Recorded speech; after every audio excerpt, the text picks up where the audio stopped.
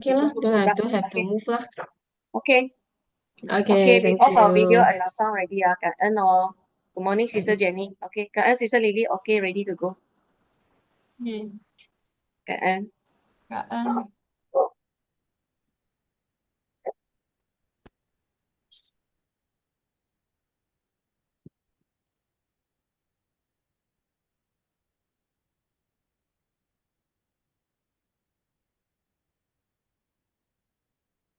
Okay, let's start now. A warm welcome to our masters, Brother Huang, Hualien Dharma team, and brothers and sisters around the globe to the Saturday Hualien Dharma talk. A very good morning. Let us start the session for today. Today, I would like to share a short accepted master's speech from the charity mission sharing on the 12th May 2025. The title is Learning and Awakening, Sowing Seeds of Goodness. Awaken to the value of time. Be mindful of time. Diligently move forward with earnestness. Seize every moment. All accomplishments begin there. Do not cling to your thoughts. Just do what is right. Doing the right things is planting the seeds of awakening. As spiritual practitioners, we must learn and awaken. After awakening, keep moving forward, spreading seeds of goodness far and wide. When we sow correctly, we cultivate good causes and affinities. Keep planting with continuous causes and conditions. Blessings will naturally come to fruition. Accepted by Sister Su Ching from Singapore, Singapore. 感恩 for Master's teaching. Now let us send our sincere prayers into the 10 directions. May the Sahara land be free from disaster and peace prevails in the world. Let us sing the prayer song with sincere piousness.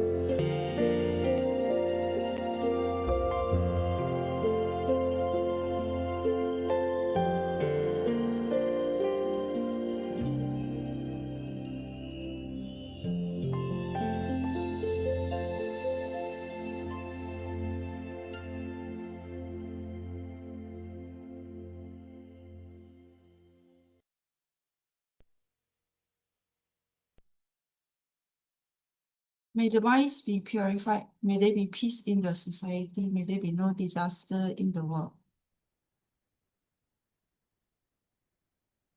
Now let us pray together for universal love and blessing. With loving respect, gratitude, and confidence, let us wish every person in our lives a healthy body, an enlightened mind, and a total fulfillment in universal love. Now let us expand this consciousness to include every person in the world, every being in the universe. Let our unified love make this wonderful world even better. Let us all immerse ourselves in the joyful embrace of universal love. Before we hear the wonderful sharing, let us invite our masters to lead us in paying homage to the Triple Gems. Let us pay our respects for these teachings and explanations to the Buddha and Master Cheng by making 3 sincere bows. Please rise, palms together. First bow. Second bow. Third bow. And a bow to our beloved Upper Masters who could join us today. Okay, today we have 3 sharers. Brother Joe Huang, Brother Joe Huang will be sharing on Dharma Insights. Sister Ivy will be sharing in the face of fire, serving with compassion, united by love. And Sister Si Hui will be sharing from darkness to light, my journey through surgery and spiritual growth. Okay, before we hear the wonderful sharing, we have Sister Stephanie to share with us on the weekly summary. Sister Stephanie, over to you. And Sister Lily. Good morning, beloved Master, Abot Shifu and Brother Jo Huang. So today we're doing replacing Sister Su Ching to do a recap on last Saturday's Dharma sharing session through her poetic summary. Sister Su Ching from Malaysia, the first sharer. From schoolyard chats to shelter and relief they grew. Wives of traders, heart sincere, began something new. Sis Sumei's home became the first gathering place, a spark of kindness, a united embrace. Sis Liang Chong's care for elders left a trail. Then Sis Sumei took charge, steady and pale. With little knowledge but a heart so wide, she found her way to Hualien as her guide. Through the ash of Gunung Merapi and riot's cruel flame, they served with love, never seeking fame. Sis Jia Wenyu brought voices to the light, golden hearts of bosses rising through darkest night. From heavy rains, great love villages arose. Entrepreneurs giving back, the compassion grows. Harmony begins when the heart finds peace. Then from each person, kindness will increase. Fire struck Luzhou, spreading pain through the morning light. Volunteers gathered, bringing care through days and night. Meal by meal, each act a healing hand, comforting hearts too shaken to understand. Grandma wept and slowly found her calm. A meal shared with warmth became her balm. Donations poured from rice to oil and care. Clean clothes and kindness permeated the air. Surgery saved lives through gifts of love, with chants and prayers sent up high above. From ashes rose a team strong and true. Together they built a community anew. And that was the sharing from Sister Su Ching, guiding reader, Love in Indonesia. Moving on, we had Sister Eliza, also from Indonesia, with her sharing, Love and Hope Begin from Within. On earth, all life is linked in silent thread. Living together means all must be clothed and fed. From waste to wisdom, each act plays a part. Equal love and care must rise from the heart. Though news is grim and future seem dim, hope begins with one. Just begin with her and him. A message calls for spiritual and moral rise, to see the earth's pain with awakened eyes. Make enzymes, plant seeds, reduce what we throw. In compost and care, true solutions grow. Awareness sparks the will to protect and serve. A plant-based life swerves from selfish curve. The kitchen becomes the front line of change. Brown sugar peels nothing too strange. With patience, in 3 months, the enzymes are born, turning waste into life each early morn. From love comes care, from care, real deeds. Let go, give more, plant actions like seeds. Hope is alive when it is lived, not said. Greening the earth is the start where kindness is spread. And finally, we had Sister Lacing from Malaysia on the mission of Tzu Media team. From software engineer to a life of service, she found a new aim to live a purpose not just for money or fame. Tzu's culture calls hearts to truth and light, spreading goodness, beauty, and what is right. The media team formed to share hope and grace. Through words and images, stories find their place. Ta'ai TV and monthly magazines share what is true, disaster relief and compassion shining through. A mango tree stood in Lakshmipur's land, where villages and faith walked hand in hand. They cleaned the ground and hung bright threads, preparing the space where prayers would be said. A storm struck hard with hail and wind, but brave young hearts would not rescind. They staved the statues, secured each part with muddy shoes and determined heart. Moved to a school and back to the mango tree, crowds still grew, 600 strong when gray skies turned blue. They sang and prayed with palms held high, and joy replaced the stormy sky. From small acts of love, great hope was sown. Under that mango tree, a deep peace was known. Thank for listening. Over back to you, sister.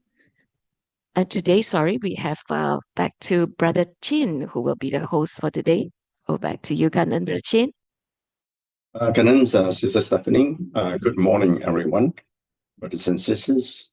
So we are very fortunate again today. We have Brother Joe who is going to share with us the Dharma Insights, and Brother Joe is in. And without further ado, I'll pass the platform to Brother Joe. Thank you, Brother Chin. Thank you, Sister Stephanie. Good morning, everybody. I'm happy to be back, and we had 1 week off. Today, actually, is our Duanwu. It's the day where we go back to eat a lot of zongzi, and it's a special day for Chinese custom. It's especially here in Taiwan, we have a day off. Well, it's Saturday, so usually we have a day off. So then we took yesterday off as well. But anyway, happy Duanwu, and it's the festivities where once again you have family gathering together, and obviously you have gathering of people making zongzi and eating zongzi. It's a wonderful day. Anyway, we're heading into our the content, and okay, let's see. We're going to, all right. So as before, we are heading into the Sutra of Infinite Meanings, and we're gonna spend some time in recapping, because I think we've been in chapter 1 for a while, for a long time, and we're heading to the end of chapter 1. And today is the last day of May, and so of 2025. And hopefully we'll get to the end of the chapter 1 soon, because the bulk of the content is actually in chapter 2. Remember, the Buddha hasn't spoken yet, and all of this is just the setting, the preparation before finally Buddha finally speaks. But it's important, right? We are setting up something where we are now knowing that thinking about how the Dharma can be sustainable, how the Dharma can be continuing into the future. And this will require the disciples, the people that has to carry on the torch. But something like this, the Dharma is going to carry on to the future, and it's going to be sustainable because it actually fits all people, caste, background, everything. And it is amazing how we sort of understand that the Buddha already understood that in the future, the world is going to be very diverse, just like in the past. It's very diverse, but it's more open to diversity. It is more open to people of different backgrounds. And in fact, most of the people, most of the sentient beings, actually, most of the people actually have this equality, this understanding of equality. Now, in this world, in today's age, there are still inequality, it exists that in different areas.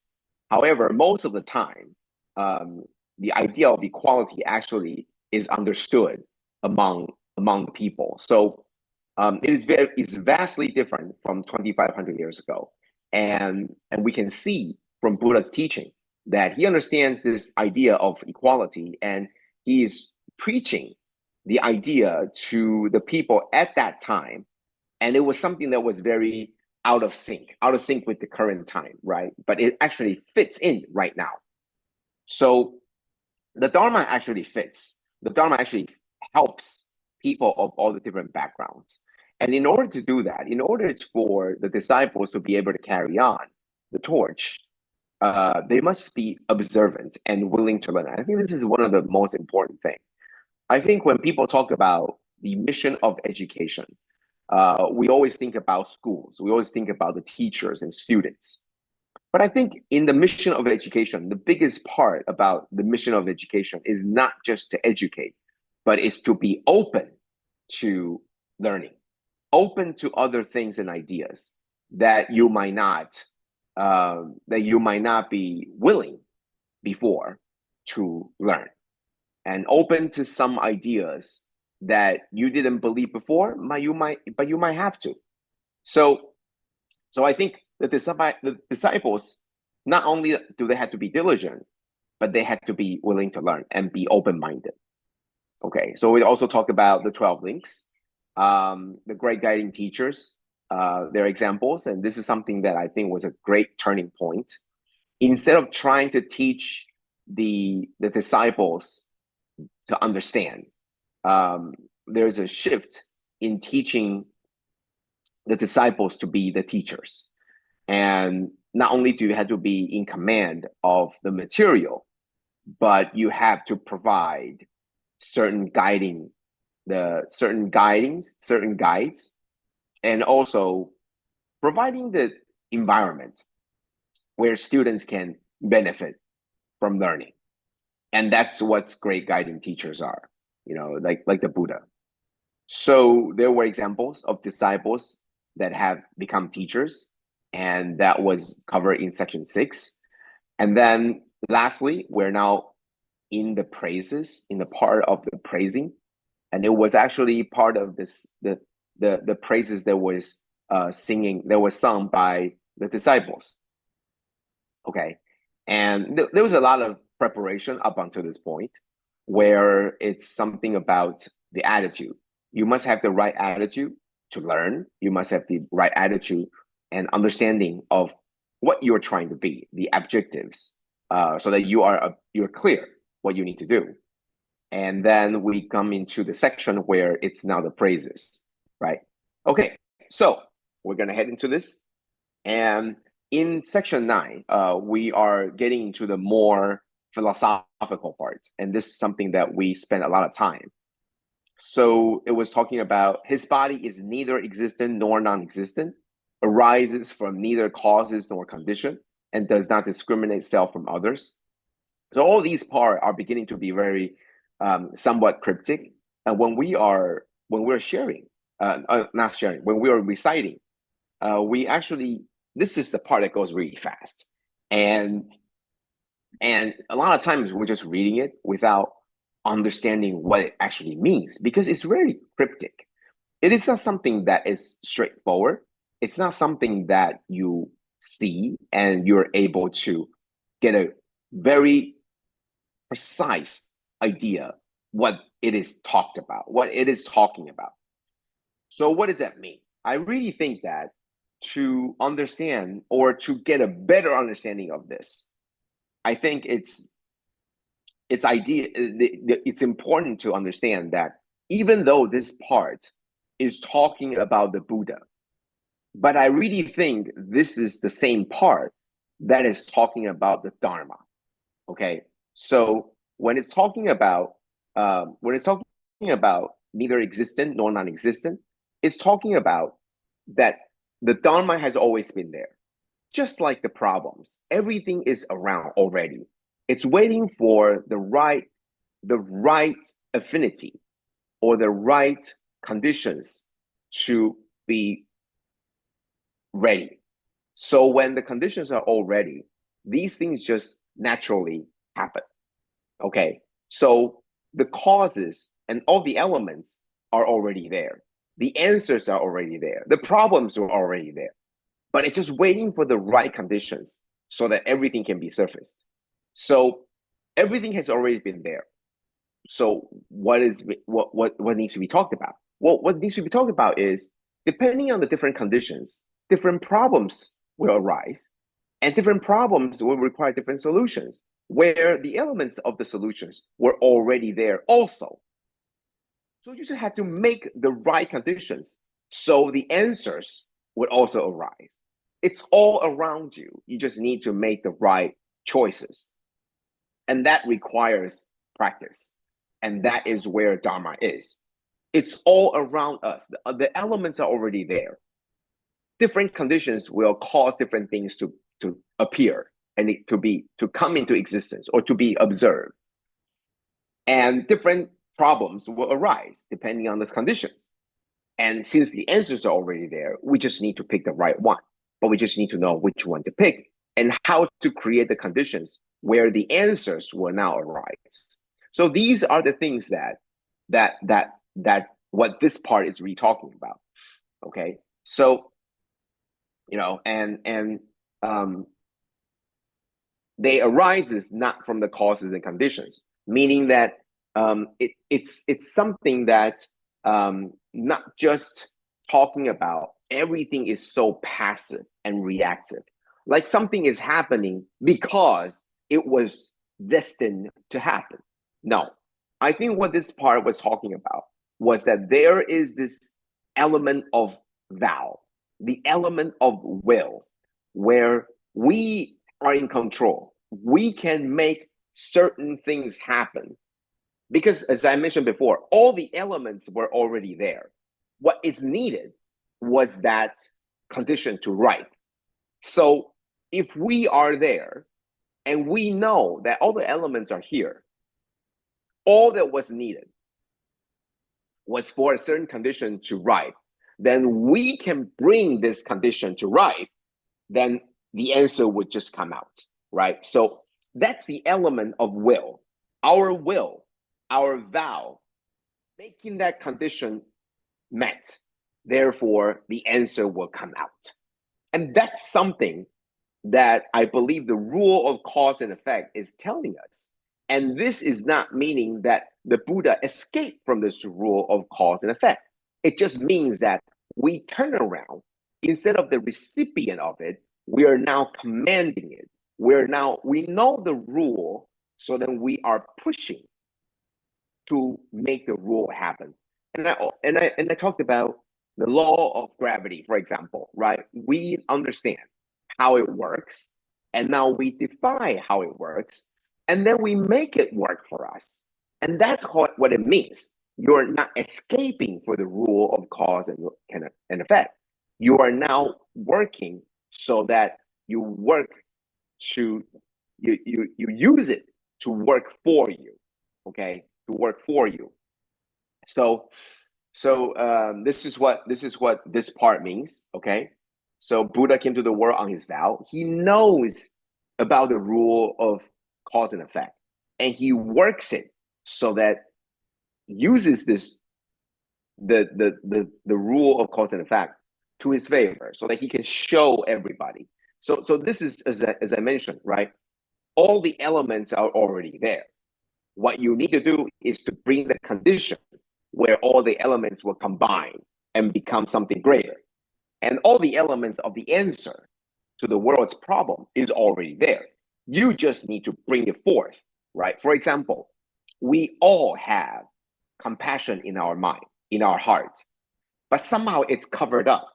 So what is needed as an answer was some spark to ignite and inspire that compassion from all of us. So it's all there already. It just needs to be ignited.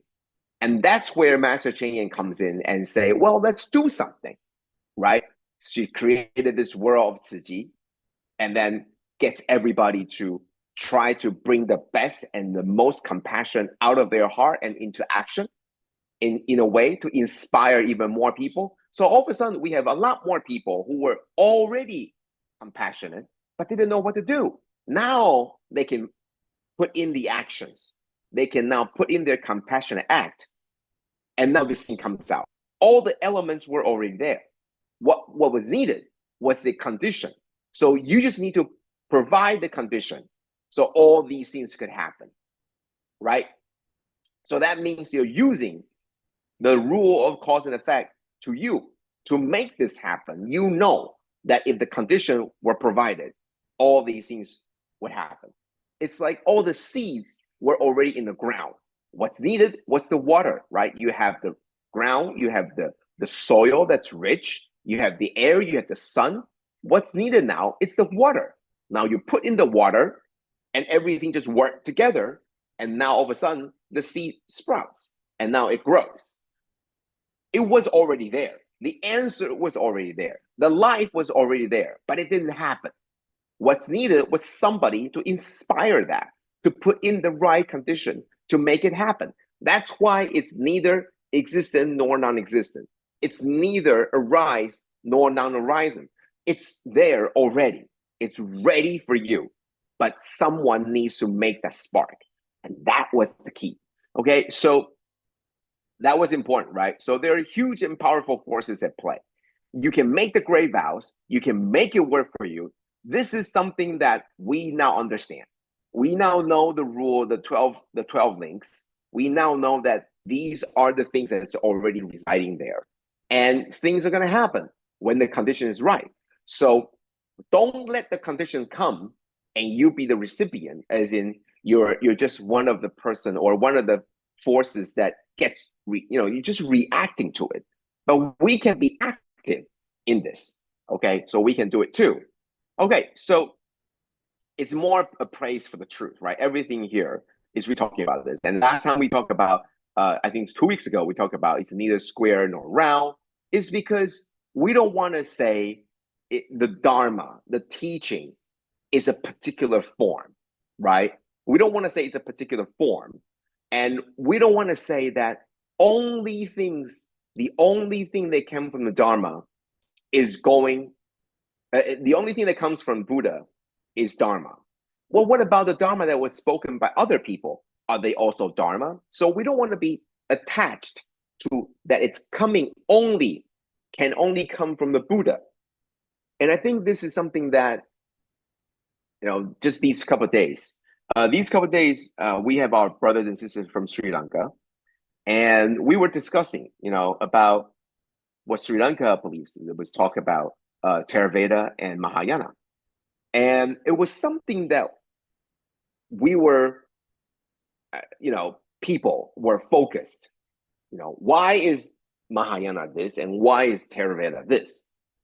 And I think that I've always believed that it's really the same, the different sides of the same coin. However, you still need to be able to explain this. So the way I explained, obviously we had a huge discussion, and it was very wonderful. It was a very good opportunity to have a session where we can explain and describe and listening from their perspective. But the more I think about this, the more I think that it's really the same thing, right? So, for example, if you come to Taiwan to see Master, right? So what is it in your mind? Are you going to Taiwan, or are you going to Hualien, or are you going to see Master? Now, these three things to you are the same, right? Because you're going to Taiwan, and Hualien is in Taiwan, so you're going to Hualien, so obviously you're going to Taiwan, and master is in Hualien, so obviously you're coming to see master too. But to some people, when they ask you, oh, what are you doing next week? Oh, I'm going to Taiwan. And then they ask you again, what are you doing next week? Oh, I'm going to Hualien. And then they ask again, what are you doing next week? I'm going to see master. So to them, they think you're doing three things, which is true. You're going to Taiwan, you're going to Hualien, and you're going to see master. But to you, there's really only one thing, which is Taiwan, Hualien, master. It's the same, right? So I believe Theravada and Mahayana, it's pretty much the same. To the people, to the Buddha, there isn't a difference, right? You're going to Taiwan, you're going to Hualien, you're going to see master. That's all true. But to people that really are not part of this, they're thinking, there are three things. Next week, you're very busy because you're going to Taiwan and you're going to Hualien. They don't know that it's actually the same place, or Hualien is in Taiwan. So at first, they're thinking it's two different things, but it's actually the same. And going to see a master, well, you're so busy. You're doing three things next week. But to us, to me, it's the same thing. So we're very attached to a particular form, and that sort of limits us. But rather, sometimes it's because we don't know enough, or we don't know enough so that we have to be very clinging on or attached to something that we know. Okay, so that's something that I use to explain, but obviously there's more in that discussion.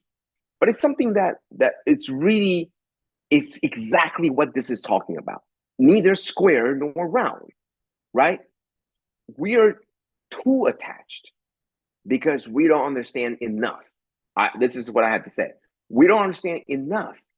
So we have to really focus on the very, very details, and the more you focus on the details, the more different it is, right?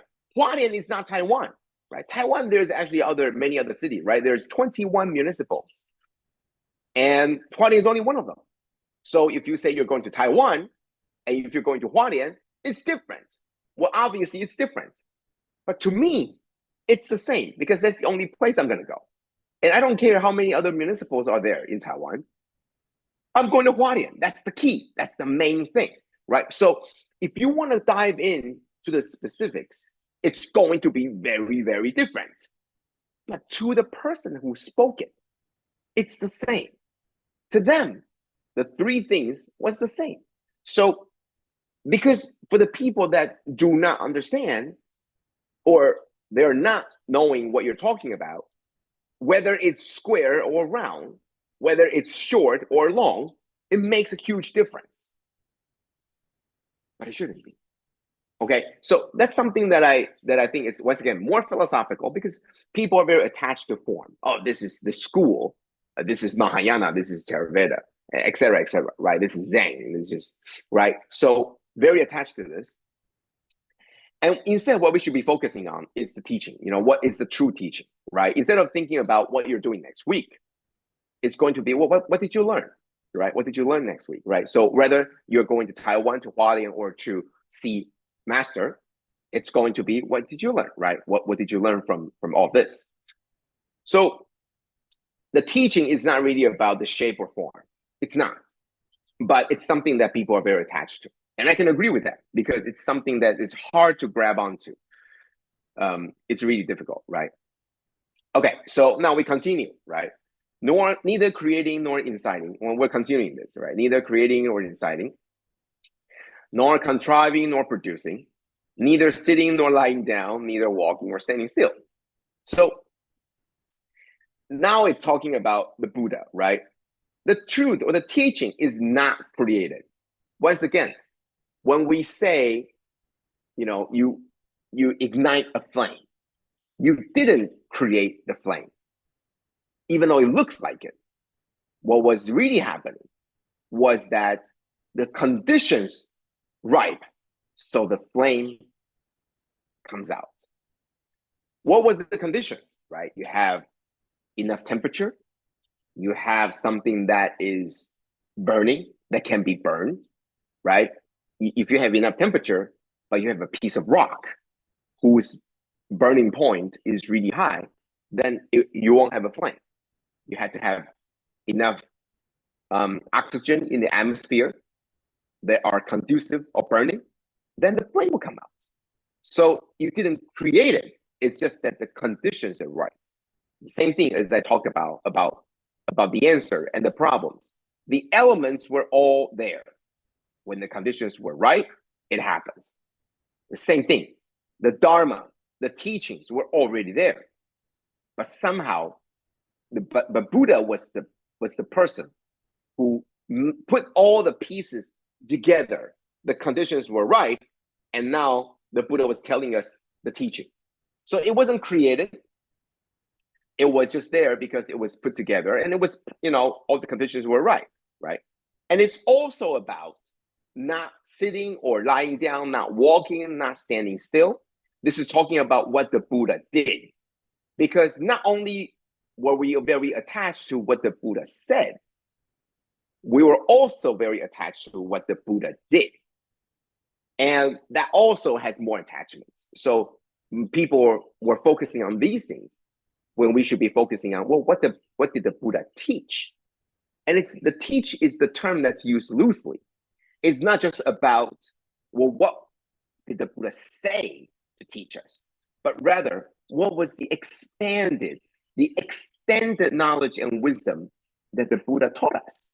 Okay, neither moving nor turning, neither idle nor tranquil, neither advancing nor retreating, neither safe nor in danger. Okay, so furthermore, right, it's not what the Buddha did, and it's not created by the Buddha, but it's also not just the state of mind, right? Advancing, retreating, safe, and danger. It's not just the state of being, because a lot of times the state of mind and the state of being is dependent on the situation, it's dependent on the time. So it's not just that, but I find it hard to explain. So, because it's hard to explain what it is. Therefore, it can only be explained by saying what it is not. And that's why in this part, it's so many, using negatives to explain. It's not this, it's not this, it's not this, it's not this. Why is that? Because the moment you say what it is, it's the moment where the truth is escaping from you. So instead of saying what it is, you had to explain what it is not. And why was it said what it is not? That's because people were attached to what it might be. So the Buddha, or in the sutra, it tells you, well, don't be attached to that, because it is not that, it is not that, it is not that. Okay, so that's what this part is really about. So that's why I said it's not so much about the Buddha as it is more about the Dharma. It is more about the Dharma itself, and it can be extended to include the Buddha, but it's really talking about the Dharma. How the Dharma itself is not something that you can grab on and you can label it and you can say, this is what exactly it is. This is the form. This is what it should be. And it's coming from this. This is what the Buddha did. That's why it's this. No. It depends on the time, depends on the situation, depends on the elements, depends on the conditions, depends on all the things that were coming together in the aggregate. That's what Dharma is. Even when I said so, it is not. So I hope that this is something that we can help everybody. When you're reciting this part, it's trying to tell you, well, don't be limited. Don't be limited by saying Dharma is this, but rather open mind. When you think it is this, it is already not this. This is like time. When you say right now, it's already in the past, not right now.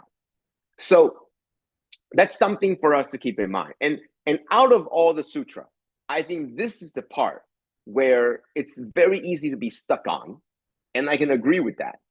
However, I think this is the part that's preparing all of us, not just the disciples, but all of us for what's to come. Because people had this notion of being fixed to something. This is the part where it's preparing us. Well, keep your minds open. Keep your hearts open, because it's not what you think it is. And if you think you know what it is, well, you're wrong. But keep it open. It's more than what you think. It's bigger than what you think. And you should try. You should try to expand that, to explain, to understand what it is by understanding what it is not. And that's called shedding these attachments. It's not this, it's not this. And finally, it's impossible to explain until we really try to grasp it ourselves. So I can use all the words, but I hope that we sort of slowly open our minds to believe what it is, or to understand what it is. Okay, so that's all the time that we have for today, and hoping next week that we will continue to pick up where this is. There's still a huge section about what it is. So I hope that we can cover this and then moving on. Otherwise, it's going to take a longer time. It's almost feel like we're stuck. It almost feel like we're sort of stuck in mud, and we're not able to move on. But I think this is very essential to the understanding of Dharma. Thank you, and have a wonderful, wonderful Duan weekend. Thank you. And then so much, Brother Joe, for the great Dharma insights, especially a glimpse of what the truth is. Well, some truth is inexplicable.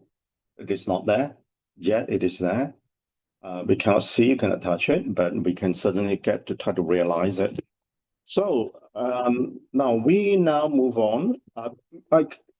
Brothers and sisters, can I request you all to turn on your video before Brother Joe goes off to take a photo? All right, so where is a photographer? Sister Lily? Yeah, I will take.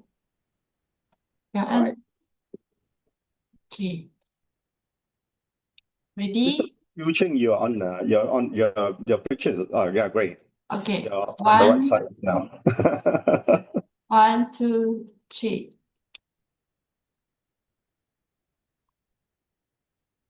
Okay. Cảm ơn. Excellent.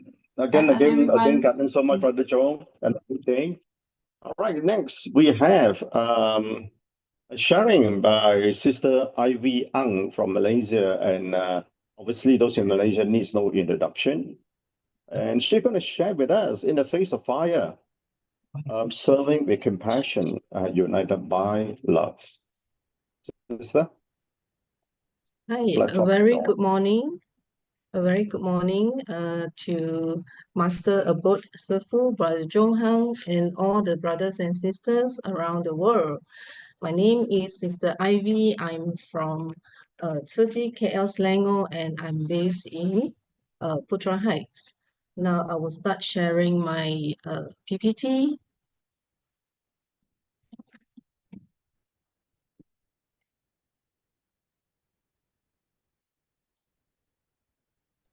Can you see my PPT? Yes, we can see it. Right.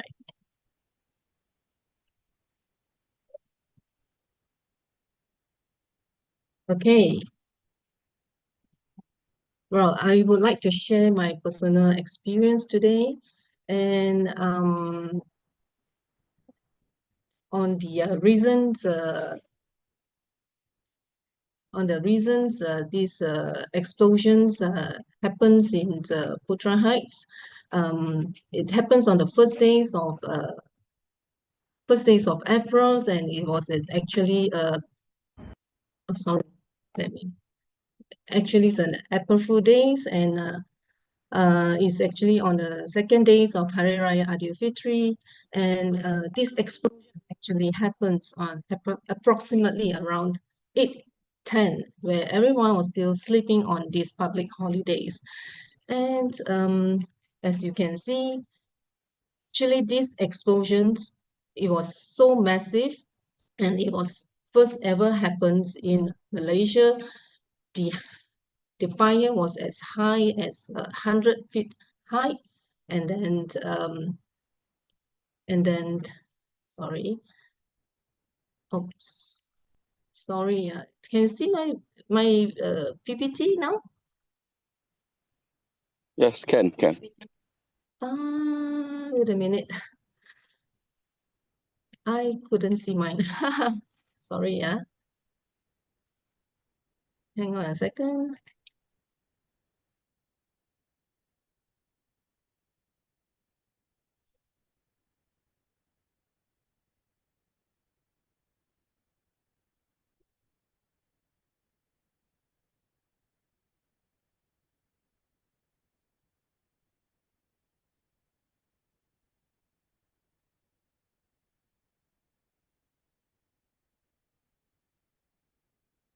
Sister Ivy, you know what you can do? You can stop share and you start again. And you stop share and you share again.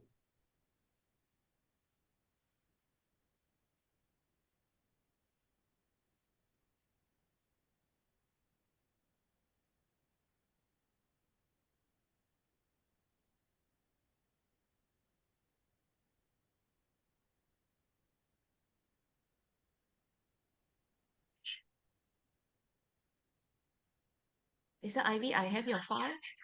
I can share for you.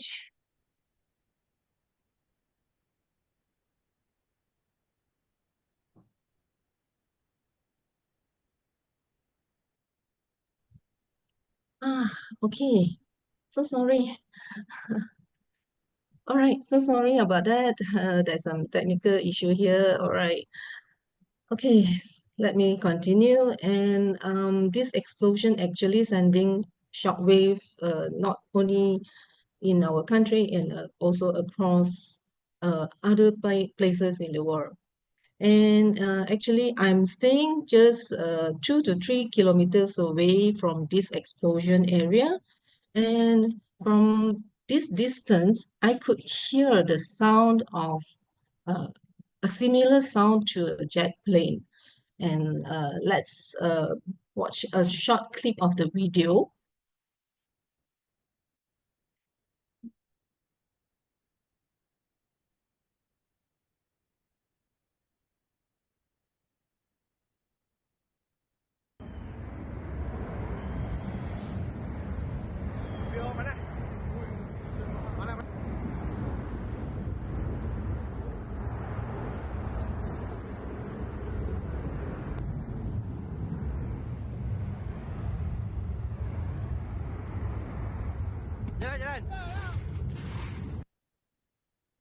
All right, you can see how terrible the fire was, and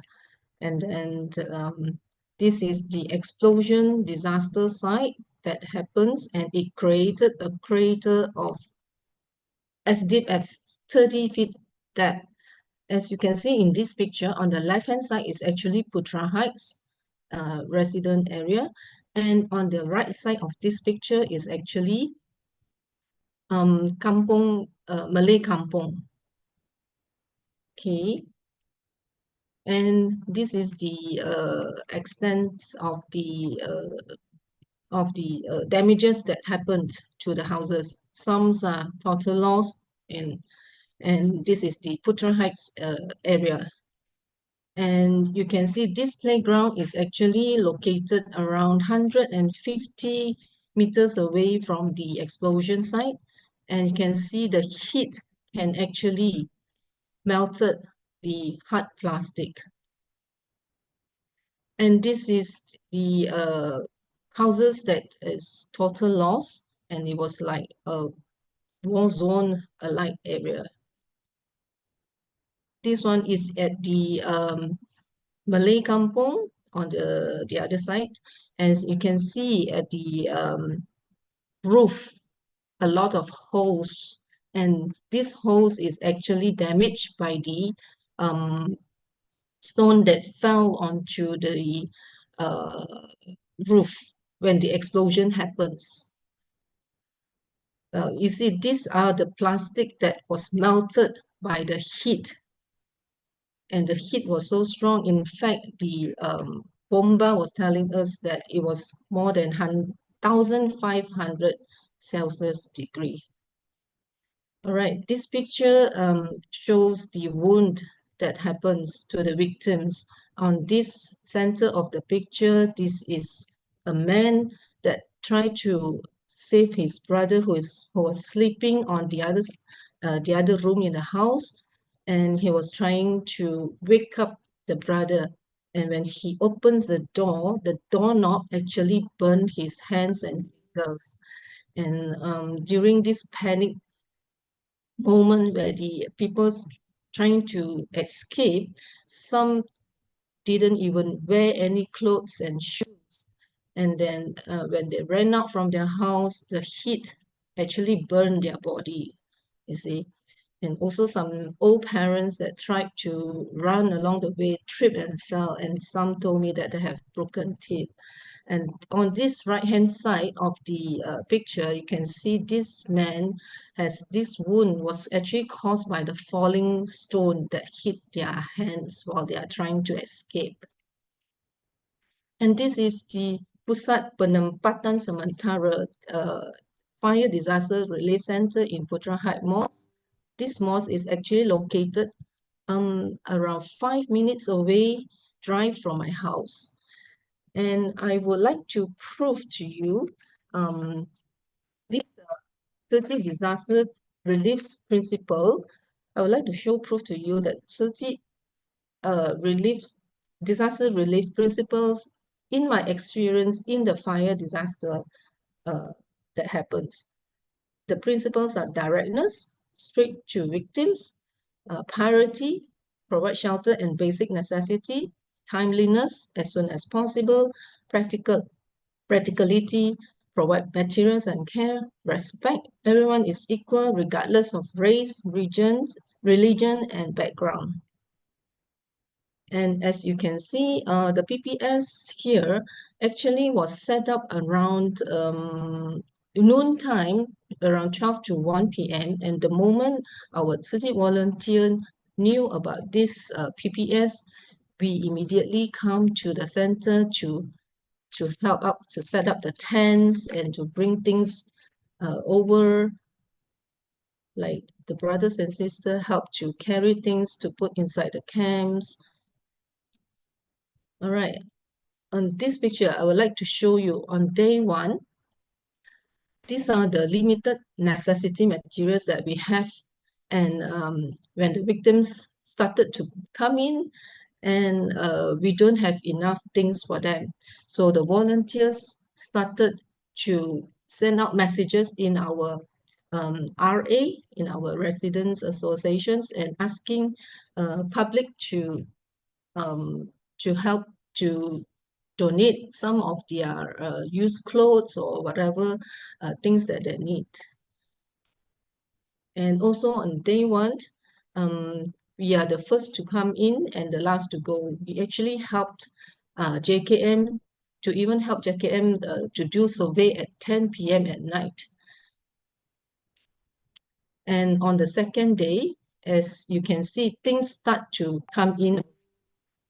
On the stage, we already have so much clothes, and all this was actually donated by the people around the area, and also the diapers and wipes. And on the second day, volunteers also started to come in, and you can see Sister Stephanie was also there. And on the third day, things are pouring in non-stop.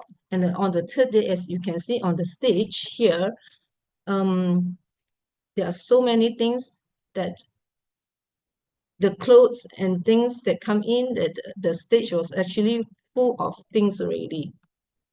And also on the third day, many other NGOs came in. You can see this short clip.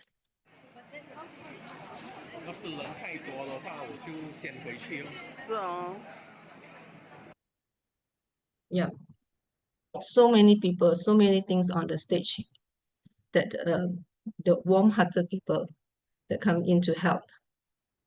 So on the third day itself is actually when there are too many things, the stage cannot hold anymore. So we have to move all the clothes out to the outside the mosque, the hall area. And because of too many volunteers came in also, JKM has actually instructed the RELA that to only allow 30 volunteers to go into the mosque on the following days. And others that need to come in need to get permission. Well, here this is a short clip of the Hits FM radio stations that interview us. Let's watch it. I'm here at the Fire Disaster Relief Center for the tragedy that has struck. We're here at the mosque, Putra Heights. I'm with one of the NGOs that have been helping since it happened. I'm with Ivy and also Te from the Su Ching organization. Now, how long have you guys been here already, Te? Yeah, we've been here since yesterday. We witnessed a disaster from one of the buildings that we happen to have activity with, and we sit at this place to see what else can we help from our perspective. You've seen the numbers grow in front of you. That at first it was only 17 families, and now the number has grown to a bigger number. Is that true? Yes. Because when we came out, even the tank haven't set out yet, so we helped to set out the tank as well. That time was there's no latest update. But as what you mentioned, is two-figure, but now become like three-figure. And apart from this center, there are also a smaller center in Section 10, right? I know for a fact that when donation drives happen, Malaysians unite, we come together. Now, I'm looking around us. I'm seeing at the back of us boxes filled with shoes, kids' shoes, a lot of used clothes. And normally these things happen. What is there a surge of? And what do you think that is actually needed from your point of view? What I think is Malaysians are very good-hearted people. You can see so many things coming in. In fact, we don't even have space to take up so many things. Most needed one that they always ask are inner clothes, also sarong. People have brought wipes, but it's for the kitchen wipes. Do you need more baby wipes? Yes, the baby wipe, yes, but not as needed so much. Not so many babies here as well, maybe around 10. Food situation, how's that going? Food is excessive. Plenty of food, plenty of water outside there. Malaysians are very good people. All right. Okay. I have screenshots, few of the comments in the TikTok, and this actually was posted in the TikTok. So you can see people around Malaysia that's already respecting our 30, and they shows 30 are always the first to respond, and then very dedicated people, and done for responding so fast. And then I'm proud to be Malaysian, with people of different backgrounds come together as one. Tzi always the best. These are few of the screenshots that I have made, and actually there are many of them that keep coming in on the day. Okay. All right. Besides the PPS in the mosque, actually there's another place, which is the temple in Putra Heights. Is a Sri Maha Kaliaman temple that also helps in the disaster. Besides helping the victims to provide shelter and food and etc., they also joined hand with the SPCA to care for the pets. And in these pictures, while we were in the temple, we met is MP Gobind Singh, Prakash, and Michelle Ng, and they actually recognized us with a blue and white uniform, and they actually invite us to take pictures with them as well. And on this right-hand side picture, this is Raja Muda Selangor. He came to care for the victims twice throughout the disaster at the PPS. Okay, besides helping to distribute materials to them, we as the volunteers, we have been their listening ears And this family here is a total lost family. And they actually shared their story with us, you know. They have the moment of brink of death, and they was waited for an hour before they can escape. So they told us that the only thing they can do at that moment was to pray to the God and leave everything to the God. And fortunately, prayers were answered, and there was a half an hour rain uh, during the disaster happened. And during that time, they managed to escape. And also they told me that actually on the third day of Raya is her son's engagements. They have cashed out 5,000 cash, and gold rings and hantaran all got burned, all lost. All right. So we as volunteer there being present, we try to reduce the feeling of stress to the victims there also.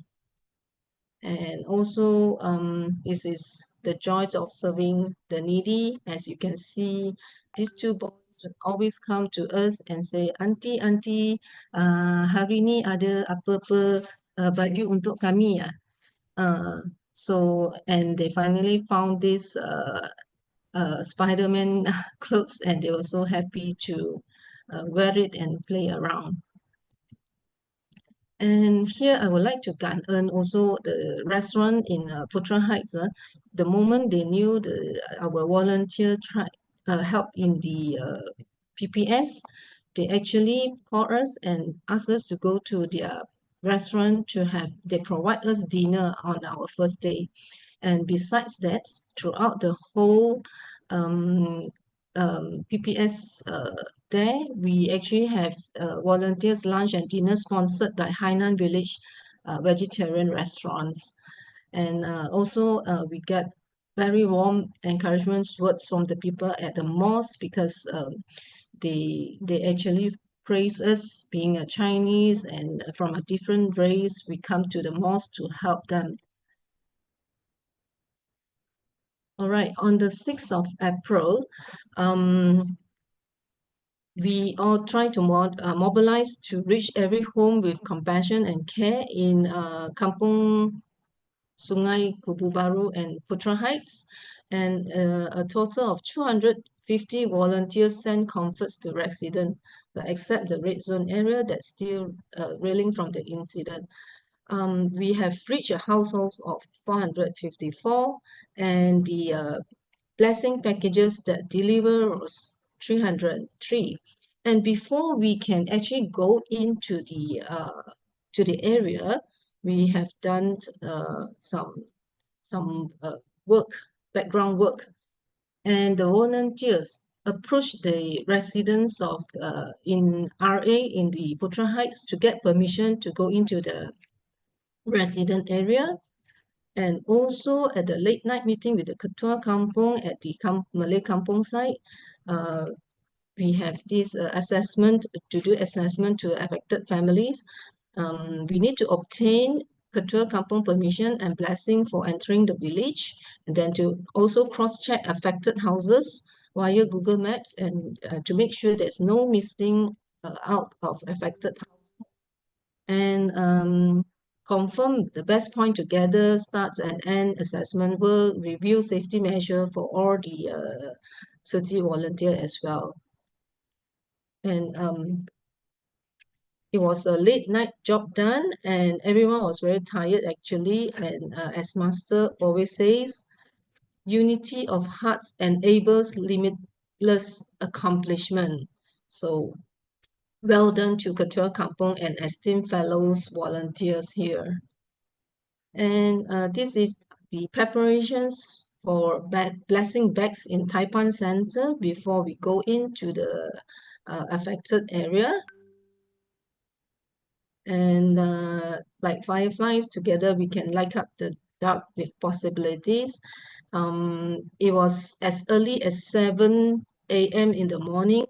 The volunteers started to put the bags to respective cars, and we started moving to the kampong area.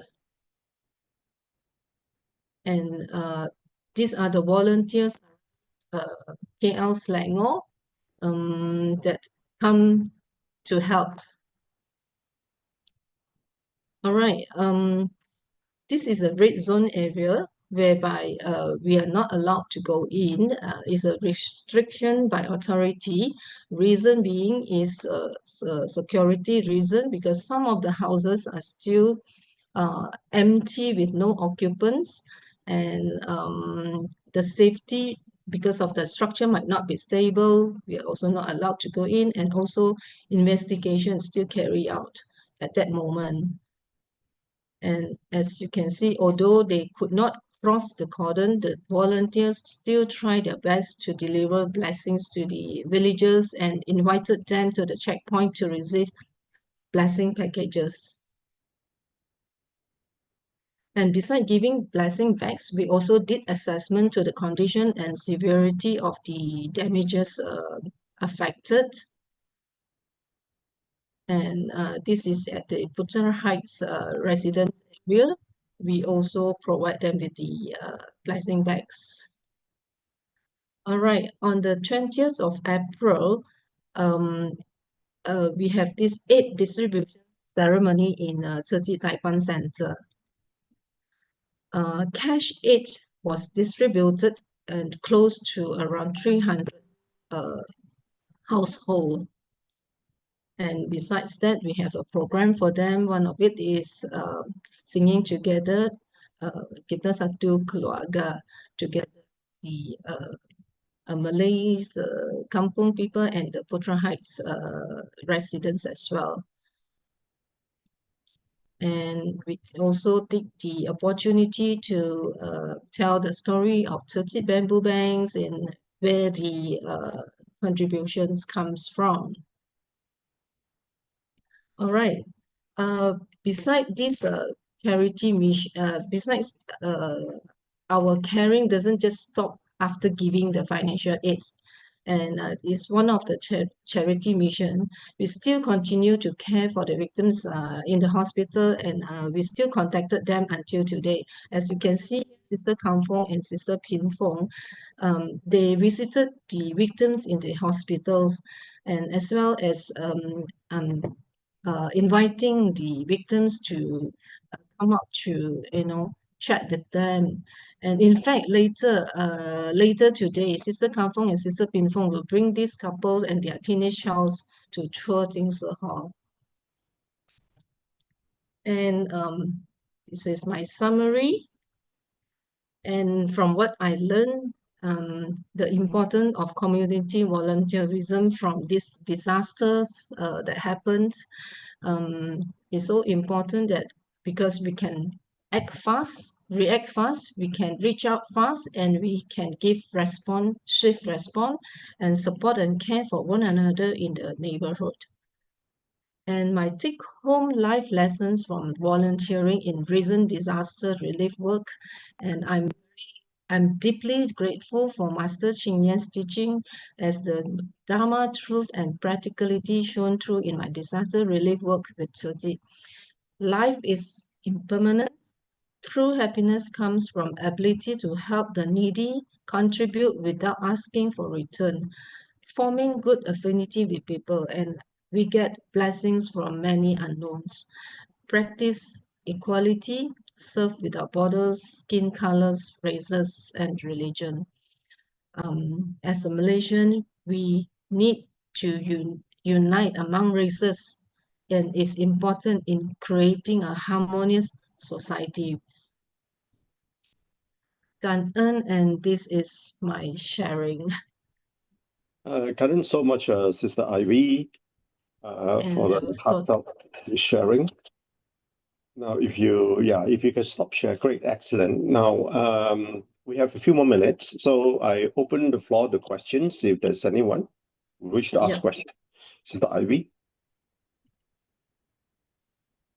All right, if no questions, Sister Ivy, As you shared, now imagine now you experience and you know what you already know right now. Yeah. Now I'm going to go back from the very beginning. Yeah.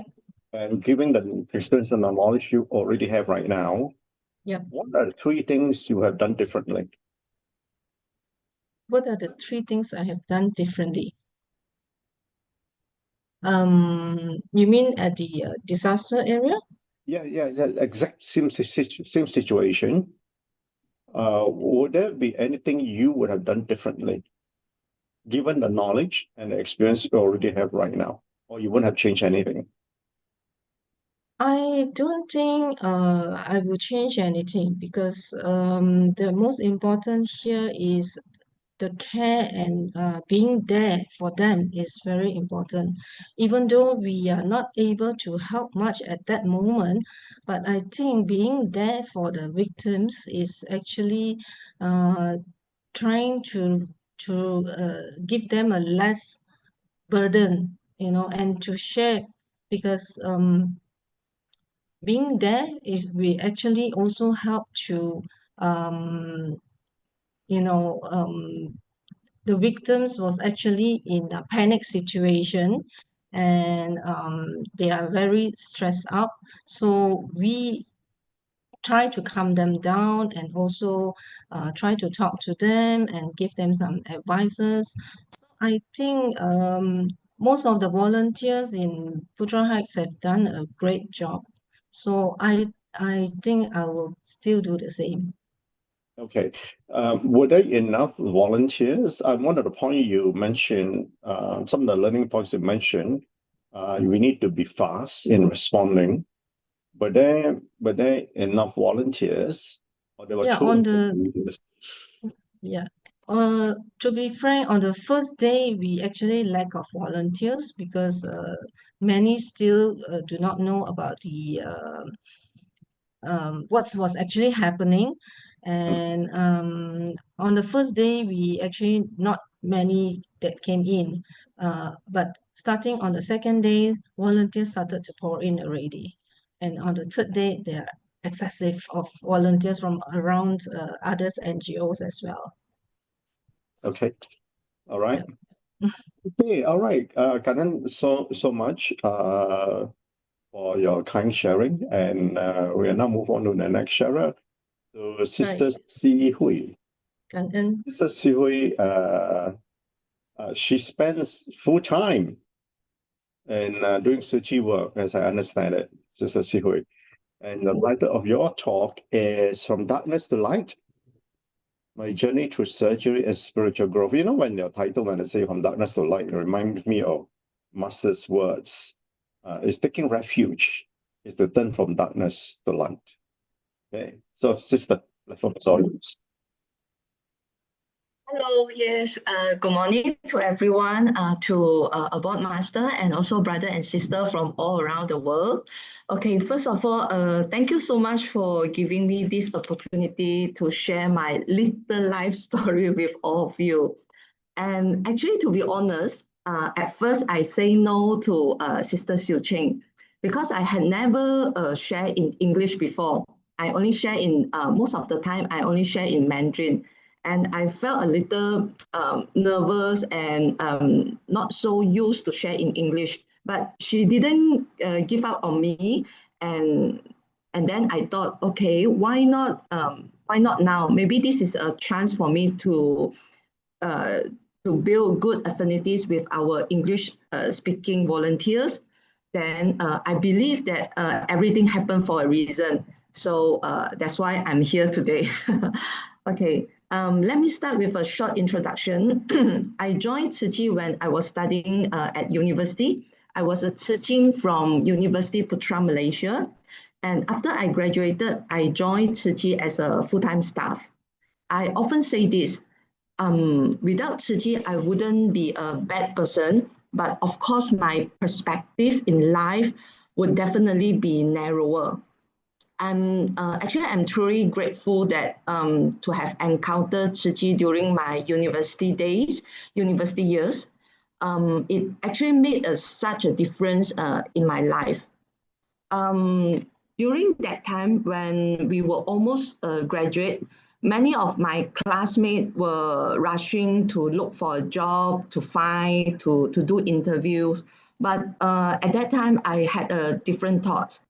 I wanted to find a job that could combine both work and my life, that something like a work-life balance, a job where I could earn a living while doing something meaningful.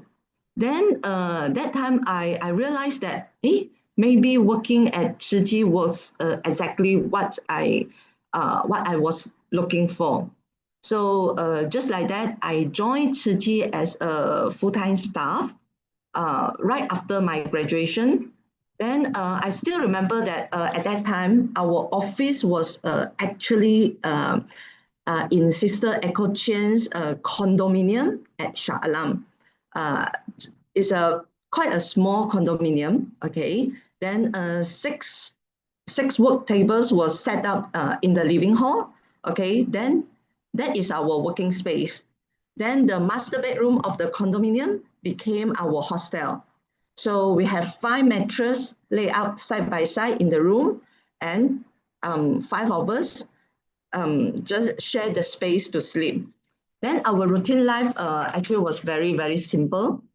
In the morning, we woke up, brush our teeth, then open door. Okay, then we can start to work. Then after 6, we go back to our room, sleep, then finish our work. Okay, so at that time, we actually live, our life was very simple, but also very meaningful. Then as a full-time staff, I had the chance to witness the opening of our very first Jingsi Box and Cafe in Kuala Lumpur. Later, I was also involved in setting up new branches across KL and other states in Malaysia.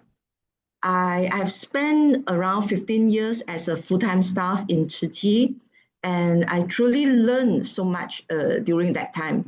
Then in 2018, I made the decision to resign and return to the University of Malaya to pursue my master's studies. Actually, it was like fulfilling a dream that I had during my younger university days, to go back and to complete a master's study. So looking back, actually my journey so far has been fulfilling and joyful. I was truly happy working and doing Si Hui work. But as we all know, the cycle of 生老病死, the birth, aging, sickness, and death is something that we cannot control. Sometimes it just comes knocking just when life feels most peacefully. So in 2021, it started off like an ordinary day, just a normal day, just like any other day. And that morning, I woke up with some pain in my neck.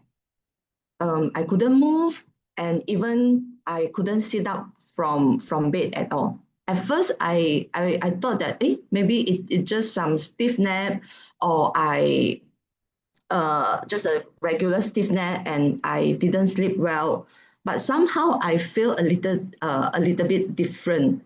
So I asked one of my friends, then he suggested me to consult an orthopedic. So I went to see an orthopedic specialist. Then he told me, maybe it's just due to your age, okay, aging, and maybe there's some degeneration in your neck tissue. Why not you go for an MRI scan instead of X-ray? Because from MRI, you can know what exactly happened in your neck. Okay. So I thought, okay, maybe it's good for me to go for an MRI. Okay. So when the MRI result came out, the doctor looks very serious and a little bit nervous. he said, okay, you have any family members out there or not? If your family members is there, ask them to come in also. I was quite curious, what happened? What happened to my neck? Then he said, okay, he told me, okay, your neck does show the sign of degeneration, that means some aging, but that's not the main problem. Now we found out that there's something in your brain, okay? There's a white image clearly shown in the MRI scan, and we suspect that there's a tumor in your brain.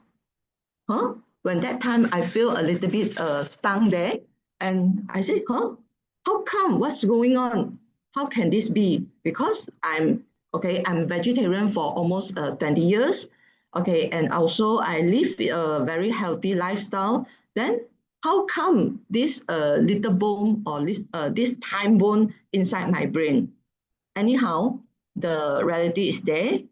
The orthopedic specialist also refer me to a neurosurgeon in the next day. So I did MRI brain also. Then the neurosurgeon confirmed that, okay, this is a tumor and the size is around a golf ball size. Okay, then actually when I consulted the first neurosurgeon, I was not so confident. Then I consulted another neurosurgeon also.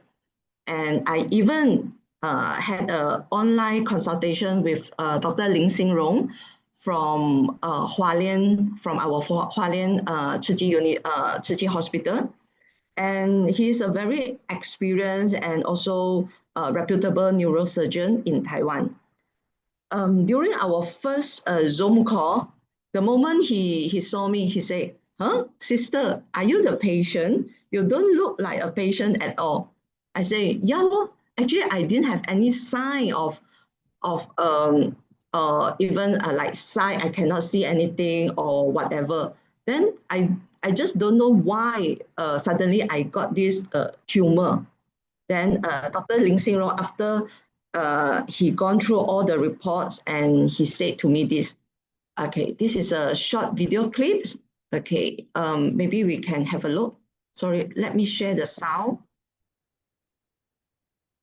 对，你就是你积了很多德啦。这个脑膜瘤长的地方哈，它是挑比较容易手术的地方。那大部分脑膜瘤有时候长在中间呐，哇，那个大血管、大静脉或长在那个真的麻烦。有的长在颅底，那包着那么多脑神经在那里那个很麻烦。你这个对我们而言算是这个比较稍微轻松一点的。 所以说，你有修啊，所以虽然长个脑瘤啊，这个脑瘤是比较容易手术的地方，还不错。感恩院长。Okay, actually he said, sister, you must have accumulated good merits through your years in Tzu Chi. So if anyone had to get a brain tumor. Okay, if anyone had to get a brain tumor, then this is actually the best spot to have a tumor. Huh? Okay. Then he said, don't worry, just go for the surgery. And for us, actually, this is a very simple procedure and just like bread and butter. So yeah, his work really gave me strength and confidence. Before that, I was still wondering whether I could avoid going through brain surgery, because actually this is quite a major surgery. But after hearing his reassurance, I felt ready to face it. Okay. So just as Master Chen Yan always remind us, entrust your body to doctors and your heart to bodhisattvas. 把你的身交给医生，把你的心交给菩萨。So I also throughout the days before the surgery and also after the surgeries, I always told this to myself.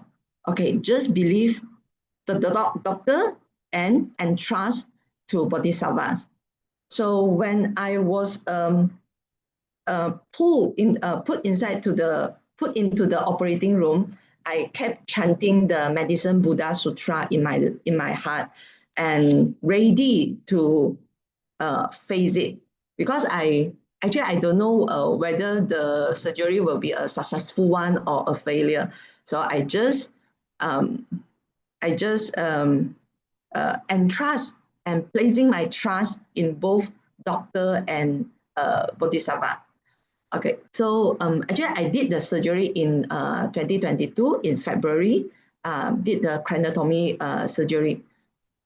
And to be honest, that time when the nurse tried to cut all my hair, she asked me a few times, "Are you sure you want to cut all your hair?" I say, yeah, of course. So looking at that, actually losing my hair actually wasn't a big deal after all. So this is the picture I took the night before the surgery. Okay. Then, of course, today I'm here, and I'm truly grateful that the surgery was a success. Okay, they managed to remove a tumor about this, like I mentioned just now, about the size of a golf ball, and that also I feel relieved that after the lab test, they say, okay, fortunately, this tumor is a non-cancerous one. Okay, so after the surgery, I stay in ICU for 2 days and in hospital for 7 days, and also follow up, stay in a rehab hospital for around 1 week. Okay, why I stay in rehab hospital? Because later I have to do many rehabilitation. Okay, learn how to walk and how to balance, and even learn how to bath myself, because at that time actually I can't even take shower on my own. Nurse have to help me, but fortunately after 2 weeks everything seems like back to normal. Okay. Then okay, step by step, okay, step by step and day by day, back to the normal life. And actually very, very感恩, the recovery process went very, very smooth, and I also can feel the strength back day by day. The doctor and nurse actually they were quite surprised when they checked my wound. Okay, you can see okay, this is my wound. Okay, and the doctor kept saying, okay, hey, your wound is healing really, really, really well. Actually, I personally believe that my recovery had a lot to do with my vegetarian lifestyle. Okay, in my post-surgery diet, actually I adopt a full vegan diet, no eggs and no dairy. Okay, and so because of that, the recovery was smooth and fast. And maybe some people, they may worry that, okay, vegetarian diet can't get enough protein, but actually there are plenty of natural plant-based sources. For example, I took a lot of tofu, soybean, and soy powder beans and all that. Okay, so actually vegan diet can have plenty of the protein source, and also to boost my energy and immunity after the surgery, I also rely some traditional soup like Chinese soup, 四神汤 or 5 elements vegetable soups, some herbal soups. Okay. Okay, so these are something I actually I wanted to share. Okay, we say 贵人. Okay, in Chinese we say 贵人. In English maybe we say noble person. Actually, I feel very grateful because throughout this entire experience, I met a lot of 贵人. first doctors, okay, the orthopedic and also my neurosurgeon, they are my 贵人. Because of them, then only I can, they saved my life. Okay. And because of the first orthopedic, the tumor was discovered by accident.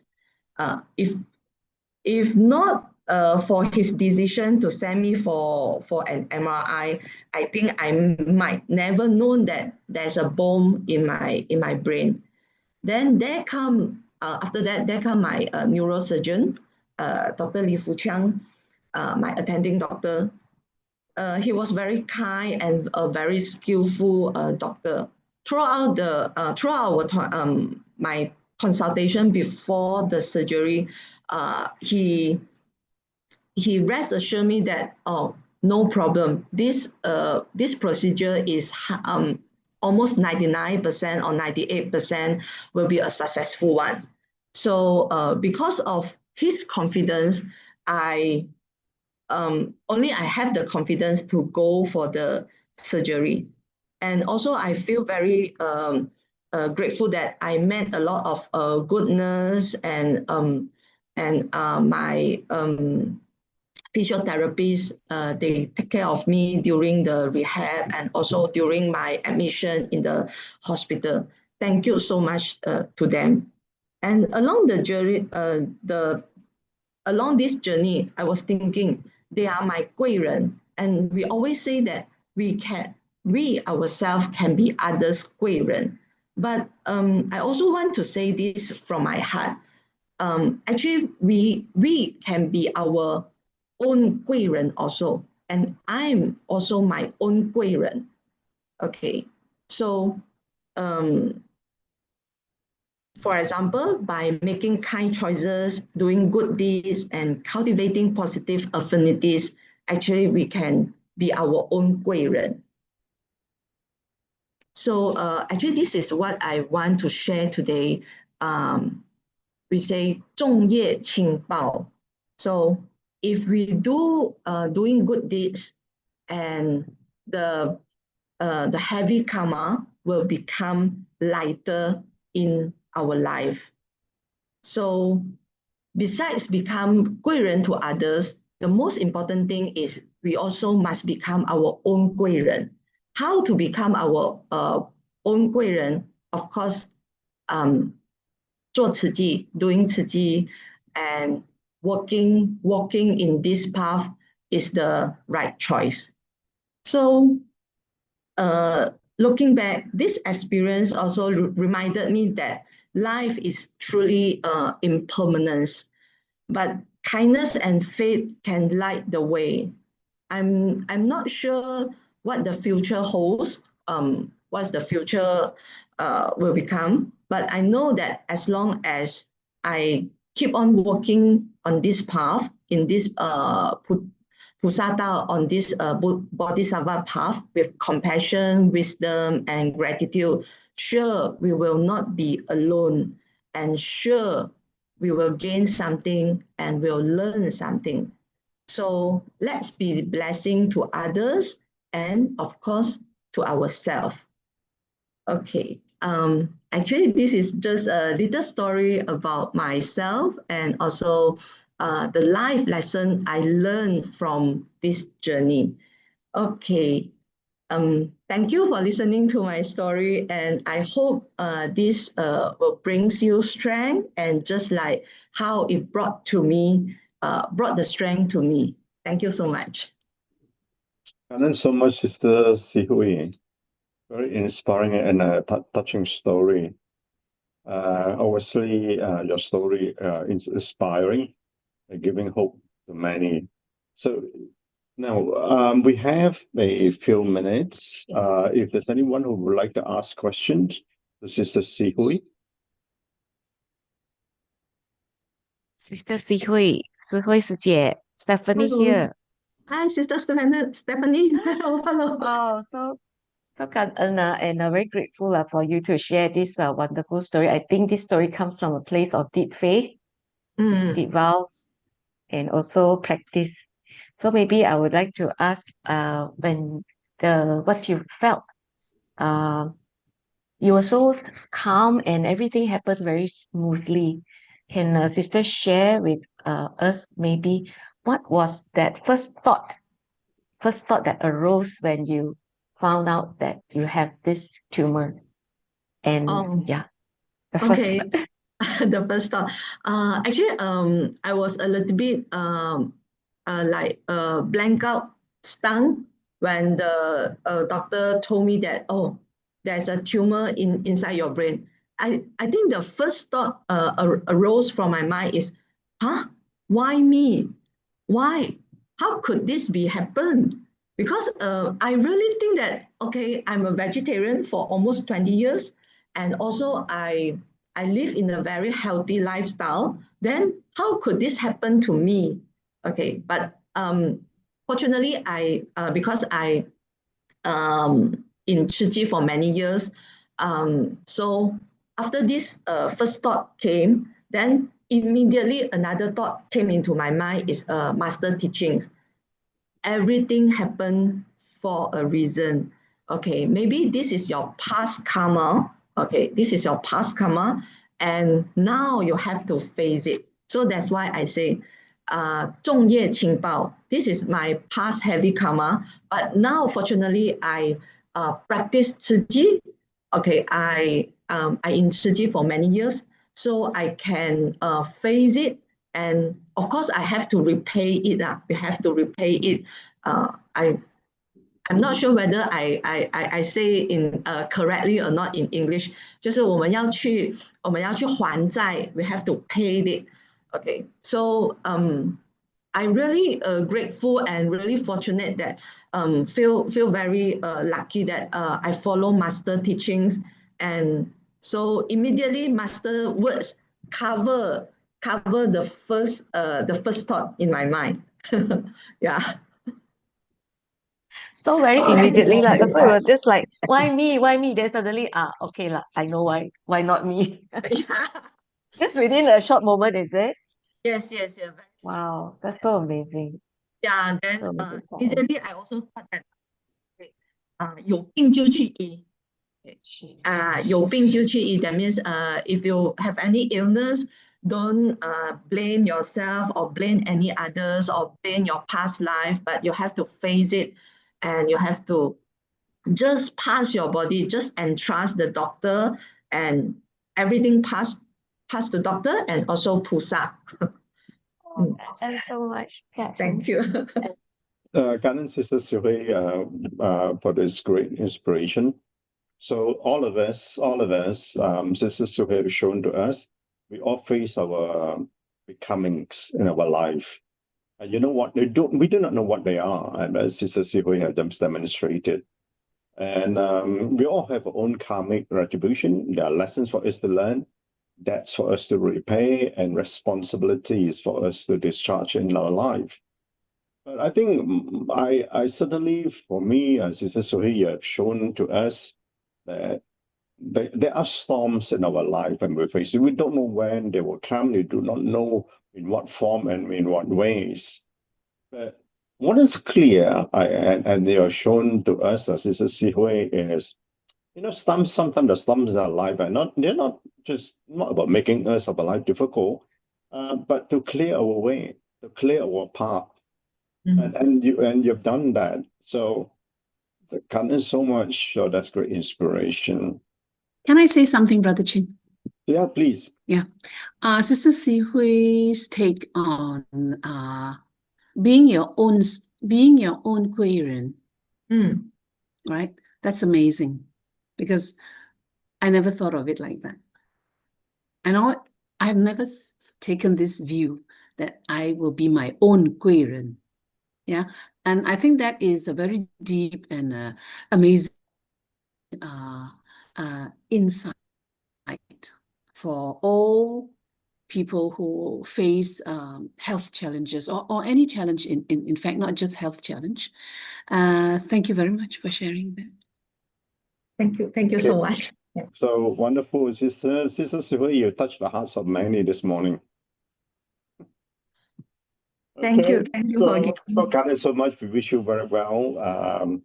in a journey in life, and may your experiential learning be an inspiration, not just to us, but for many others to walk the path. All right, thank you so much, everyone, for staying back and listen to all this good sharing we have this morning from Brother Joe to Sister Ivy and to Sister Si Hui. So, and also, I wish you all have a happy Dumpling Day, or Dragon Boat Day, which is today. And don't forget, that's also for those who are doing for the Jiangxi annotation. Tomorrow is the Diligence Day. Okay, all right, thank you so much. And now we offer, as we end this session this morning, we offer 3 bows to 3 treasures. First bow of reverence, second bow of devotion, and our third bow of gratitude. We also offer a bow to our board masters. Bow. All right. Okay, brothers and sisters, and thank you so much for giving us your time, and we'll see you next week. All right. Brother Ching, Brother sisters. Bye-bye.